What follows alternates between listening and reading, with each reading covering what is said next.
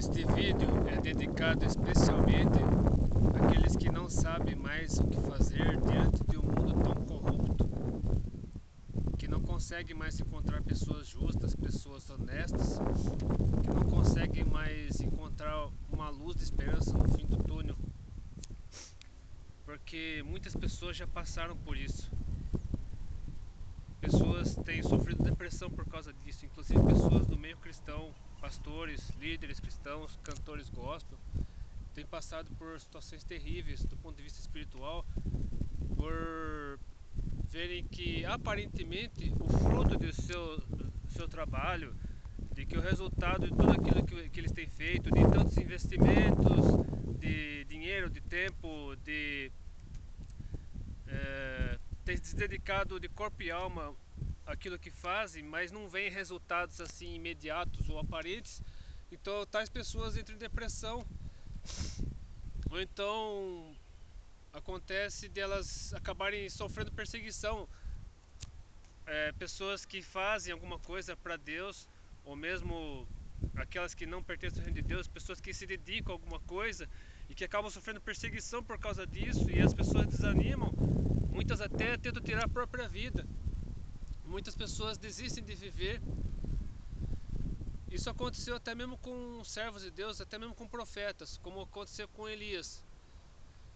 E com base no que aconteceu com Elias, é que eu senti o desejo de gravar esse vídeo para que você que se desiludiu com o mundo, se desiludiu com a vida, para você que se dedicou tanto a uma coisa e não viu frutos daquilo que você fez, e mesmo que tenha visto frutos, que você começou a sofrer perseguições, você começou a ser humilhado, maltratado, e aí você viu que não valia a pena continuar investindo na sua própria vida, a ponto de querer desistir até mesmo de viver. É a você que eu dedico este vídeo, porque Elias já passou por isso. Elias, ele fez muito pelo reino de Deus, ele conseguiu, numa nação que antes pertencia ao povo dele, o reino de Israel tinha sido dividido entre o reino do norte e o reino do sul, e o reino do norte estava totalmente idólatra, estava totalmente entregue à idolatria. Aí Deus chamou Elias justamente naquela época. Israel passou por 3 anos e meio de fome, e no final dos 3 anos e meio, Elias fez com que o povo novamente se voltasse para Deus, acabou com todos os profetas de Baal. Só que a rainha Jezabel, que era a rainha idólatra, que tinha levado o rei Acabe, no caso, a idolatria, e todo o reino de Israel a idolatria, ela jurou matar Elias. Elias ficou com medo e fugiu. Elias se desiludiu, queria acabar com a própria vida, queria que Deus acabasse com a própria vida dele, mas aí um anjo socorreu, deu alimento para ele, e com a energia daquela comida que o anjo lhe tinha dado, ele foi 40 dias e 40 noites pelo deserto até o Monte Horebe, que se não me engano era o Sinai. Acho que o Horebe e Sinai eram o mesmo monte praticamente. Aí houve um terremoto, houve um fogo, Deus se manifestou. E só que Deus não se manifestou nem no terremoto, nem no fogo, nem no vento. Aí tem um terremoto, fogo, vento. Aí Deus só se manifestou na brisa, no suave, delicada. Aí foi quando Elias desabafou com Deus. Vejamos o que a conversa que Elias teve com Deus no final desse episódio. Está aqui na primeira carta, no primeiro livro dos Reis, capítulo 19, versículos 14 e 18. Vejamos o que diz a história. E ele, no caso Elias, diz: tenho sido em extremo zeloso pelo Senhor Deus dos exércitos, porque os filhos de Israel deixaram a tua aliança, derrubaram os teus altares e mataram os teus profetas a espada, e só eu fiquei, e busco a minha vida para me tirarem. E o Senhor lhe disse: vai, volta pelo teu caminho para o deserto de Damasco. É Deus dando missões para Elias. E chegando lá, unge Hazael, rei sobre a Síria, também a Jeú, filho de Nício, o rei de Israel. Também Eliseu, filho do Safate de Abel-Meloá, os girás profeta em teu lugar. E quem conhece a história de Eliseu sabe que Eliseu foi muito mais poderoso. Deus deu muito mais poder a Eliseu do que a Elias. E prosseguindo aqui, E há de ser que o que escapar da espada de Israel matá-lo a Jeú, e o que escapar da espada de Jeú matá-lo a Eliseu.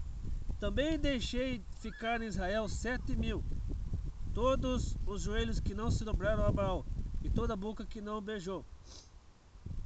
Então, apesar de toda a infidelidade de Israel, apesar de Elias sentir-se sozinho, aparentemente não ter com o que contar, Elias podia contar com o apoio de 7.000 pessoas. Eu não sei se era número literal, se era número aproximado ou simbólico, mas... Porque o número 7 na Bíblia é um número que tem a ver com perfeição, um número que significa perfeição.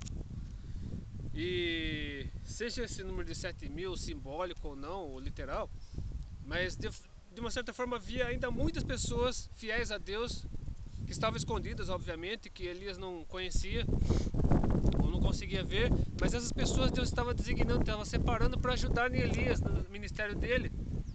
E mais tarde, essas pessoas, de uma certa forma, direto ou indiretamente, ajudariam o ministério de Eliseu. E pelo menos uma geração, aquela geração pelo menos estaria, a partir daquele momento, estaria salva, seria fiel a Deus. É claro que quem conhece bem a Bíblia sabe que o reino de Israel acaba, as gerações seguintes acabam sendo infiéis a Deus, aí os assírios acabam tomando Israel, enfim. Mas pelo menos aquela geração estaria voltada para Deus. E Elias precisava continuar com o ministério dele, ele não podia desanimar. E até porque a rainha Jezabel teria o destino dela, ela seria castigada e tal. Mas de uma certa forma, essa mensagem vai para você. Não desanime, não desista. Se você serve a Deus com o seu ministério, ou mesmo com sua profissão, com aquilo que você faz, se você é fiel a Deus e não vê resultados naquilo que você faz, ou mesmo é perseguido por causa disso, por causa daquilo que você faz, sofre perseguição, sofre humilhação, não desista, porque maior é o que está em você. Se você for temente a Deus, maior é o que está em você do que aquele que está no mundo. Por mais que esse mundo ao nosso redor seja iníquo, seja perverso, mas isso é uma ilusão que o inimigo, que o diabo cria em nós, de que ele é dono do mundo. Mas na verdade, toda essa natureza que está à nossa volta foi Deus quem criou. Todo esse mundo foi Deus quem criou. O sistema iníquo que governa esse mundo pode até ser do inimigo, mas a igreja, a noiva de Cristo, ela tem sido usada por Deus para transformar e edificar muitas vidas, para tirar muitas vidas do lamaçal do pecado. E é com base nisso que devemos ter a esperança de um futuro melhor, não neste mundo, obviamente, porque esse mundo vai de mal a pior, esse mundo já é maligno, mas no futuro mundo, nos novos céus, na nova terra, Deus tem garantido a vitória para nós, a eternidade lá de Jesus. Então, para terminar esse vídeo, eu gostaria de deixar mais 2 textos com você para animar você, para encorajá-lo a continuar, a não desistir de sua luta. Se sua luta é legítima, se seu trabalho é legítimo, é voltado para Deus, voltado para a vontade de Deus, não desanime se vierem perseguições, se vierem injustiças, humilhações, ou mesmo se os resultados demorarem para aparecer. Porque a palavra de Deus nunca volta vazia. O trabalho feito em nome de Deus nunca é em vão. Sempre rende algum fruto, sempre rende algum benefício. Por mais que ele demore para chegar e por mais que esses resultados venham somente lá na eternidade, mas eles sempre chegam, eles sempre vêm.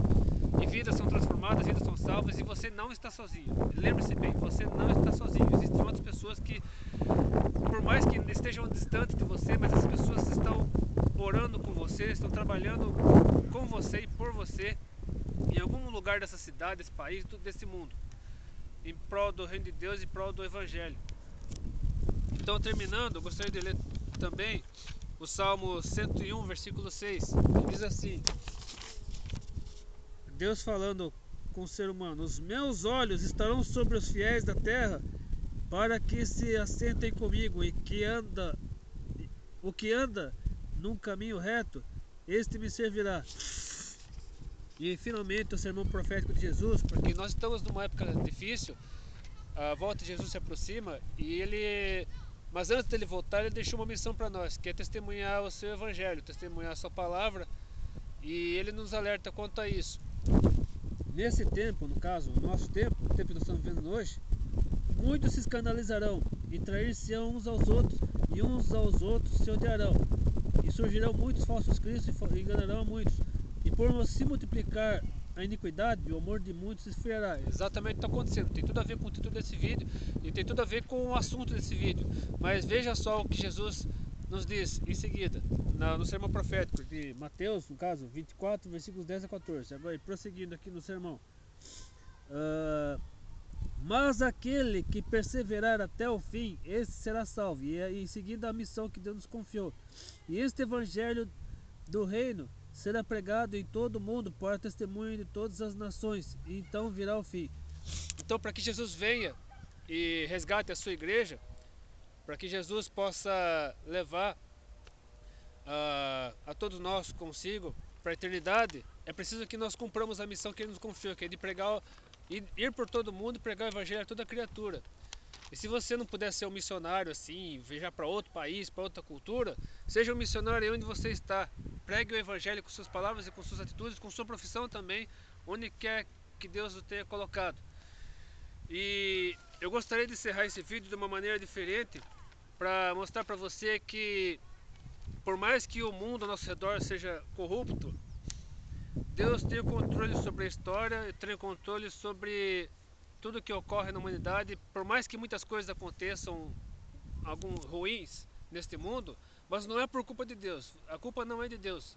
A culpa é do próprio ser humano, das escolhas erradas que o ser humano faz. Mas Deus está controlando a história e tudo está direcionando para a volta dele, para que ele estabeleça seu reino nesse mundo, possa julgar aqueles que forem infiéis a ele e levar para a justiça aqueles que forem infiéis. Então, gostaria de encerrar esse vídeo de uma maneira diferente. Estou encerrando este vídeo ao lado dessa placa, que já foi até capa de a miniatura de um vídeo meu. Essa placa aqui foi alvo de tanto vandalismo, de tanta controvérsia.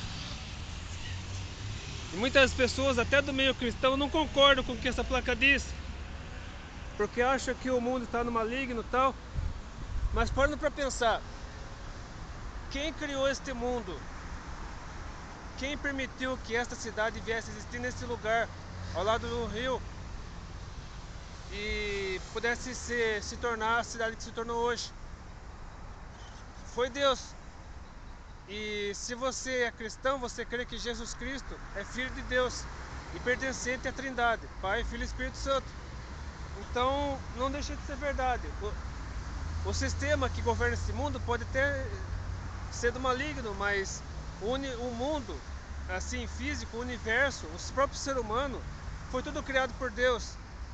E Deus, quando alguma coisa não acontece de acordo com a vontade dele, é por permissão dele que acontece, para que o ser humano sofra as consequências dos seus atos, as consequências do pecado.